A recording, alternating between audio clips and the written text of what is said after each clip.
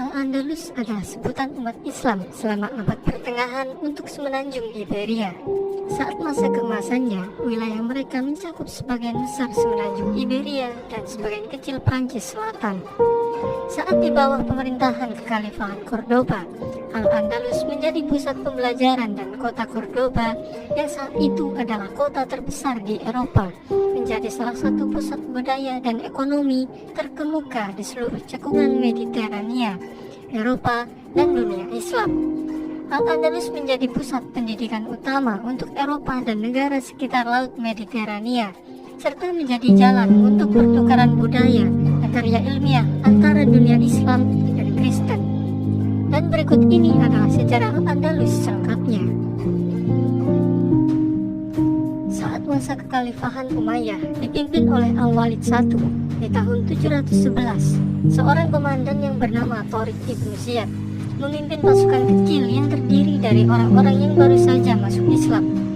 Mereka mendarat di semenanjung Iberia, kemudian berkemah di kaki gunung yang selanjutnya dinamai menurut namanya, Jabal Tariq atau Gibraltar. Pasukan Tariq berisi sekitar 7.000 penunggang kuda orang Berber, sedangkan penguasa wilayah itu, Raja Roderick, mengumpulkan pasukan yang berjumlah 100.000. Namun sebagian besar pasukan tersebut tidak terlalu loyal pada Raja Roderick. Singkat cerita, Tariq akhirnya bisa memenangkan pertempuran yang menentukan ketika Roderick dikalahkan dan dibunuh pada tanggal 19 Juli di pertempuran Guadalete. Kemudian Tariq membagi pasukannya menjadi 4 divisi yang kemudian menaklukkan Cordoba di bawah komando Muqid al-Rumi. Begitu pula dengan Granada dan kota-kota lain. Sementara itu, Tariq tetap menjadi kepala divisi yang menaklukkan Toledo. Setelah itu, pasukan tersebut terus bergerak ke utara sampai ke Guadalajara dan Astorga, dan akhirnya sebagian besar semenanjung Iberia menjadi salah satu provinsi kekhalifahan Umayyah yang disebut Al-Andalus.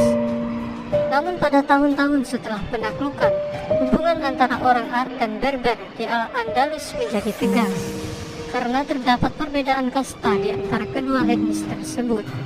Suatu ketika populasi etnis Berber jauh melebihi jumlah orang Arab di provinsi baru itu, dan kebanyakan orang Berber telah turut serta pada sebagian besar pertempuran, dan mereka juga diberi tugas yang lebih keras, misalnya menertibkan daerah-daerah yang bermasalah. Sampai pada tahun 729 Masehi, komandan Berber yang bernama Munus telah memberontak dan berhasil membentuk negara sendiri di Cerdanya untuk sementara waktu.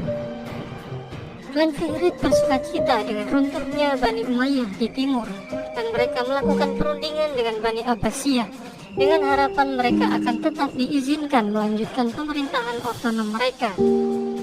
Tapi Bani Abbasiyah menolak tawaran itu dan menuntut penyerahan wilayah.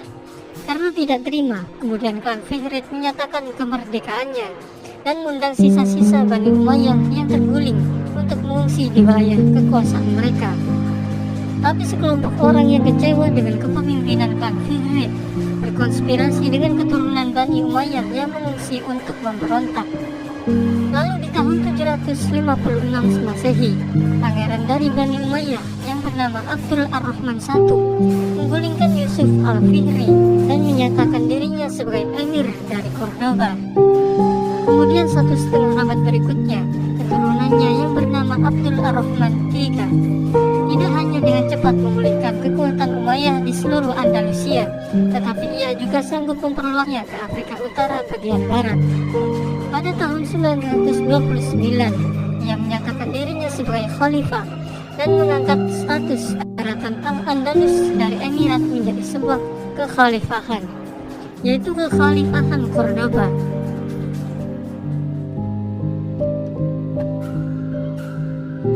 Pada periode kekhalifahan inilah Al-Andalus mencapai zaman keemasannya dengan menerapkan sistem pertanian dan kebijakan ekonomi yang baru, membuat daerah di sekitar Cordoba dan beberapa kota di Andalusia menjadi daerah dengan ekonomi pertanian yang paling maju di Eropa saat itu.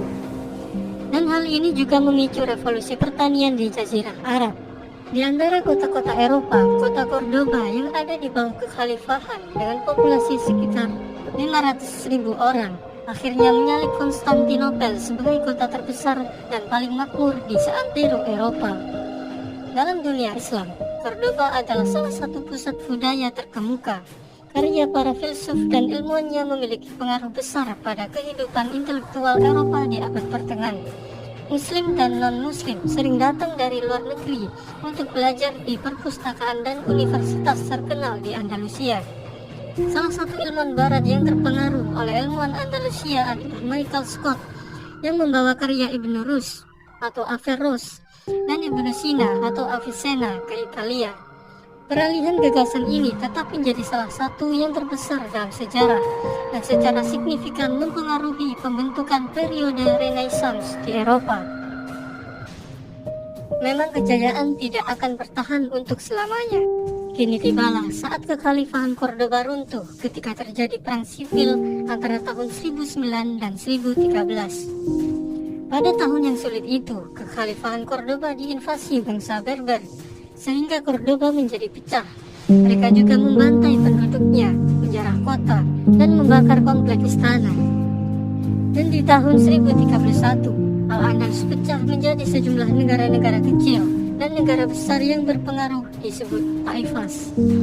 Setelah tahun 1031, Taifas terlalu lemah untuk mempertahankan diri dari serangan dan tuntutan upeti dari negara-negara Kristen di utara dan barat yang dikenal oleh umat Islam sebagai bangsa Galicia. Akhirnya beberapa negara-negara pecahan kekhalifahan Cordoba itu ditaklukkan oleh bangsa Galicia, sehingga para raja Taifah yang masih merdeka mencari bantuan ke bangsa Berber di Afrika Utara, tapi mereka dicaplok juga oleh bangsa Berber. Dari pertengahan abad ke-13 hingga akhir abad ke-15, satu-satunya wilayah yang tersisa dari Al-Andalus adalah Emirat Granada yang menjadi benteng muslim terakhir di semenanjung Iberia.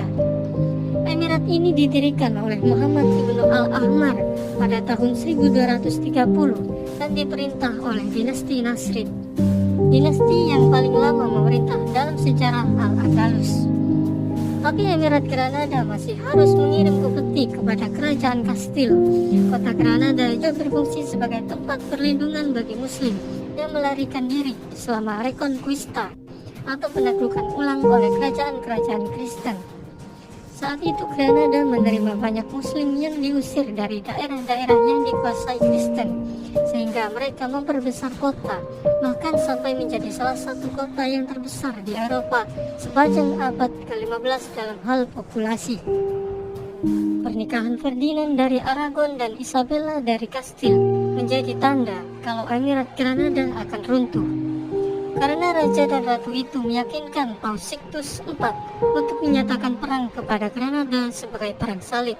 Lalu serangan pun dilancarkan sampai akhirnya pada tanggal 2 Januari tahun 1492, setelah pengepungan yang panjang, Sultan terakhir dari Emirat Granada, Muhammad XII, menyerahkan kota beserta seluruh isinya. Kini umat Islam yang bermukim di kerajaan Kastil berjumlah 500 juta.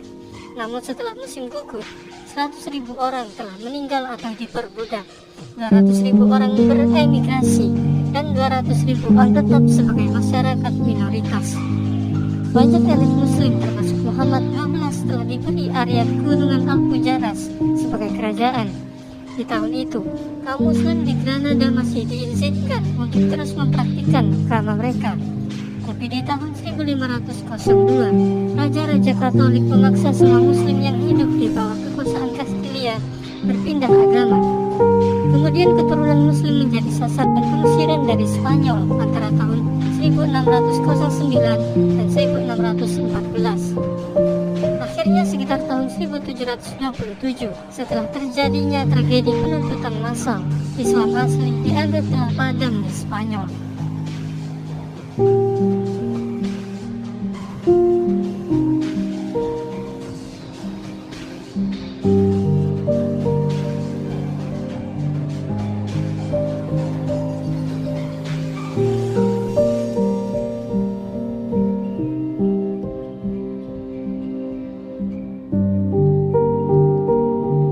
Kekhalifahan Umayyah terganggu oleh tantangan Kekhalifahan Abbasiyah di timur.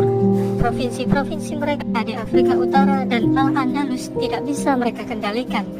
Sampai akhirnya sekitar tahun 745 Masehi, klan Fihriz merebut kekuasaan pada provinsi-provinsi Kekhalifahan Umayyah di Afrika Utara dan Al-Andalus. Kemudian kekuasaan wilayah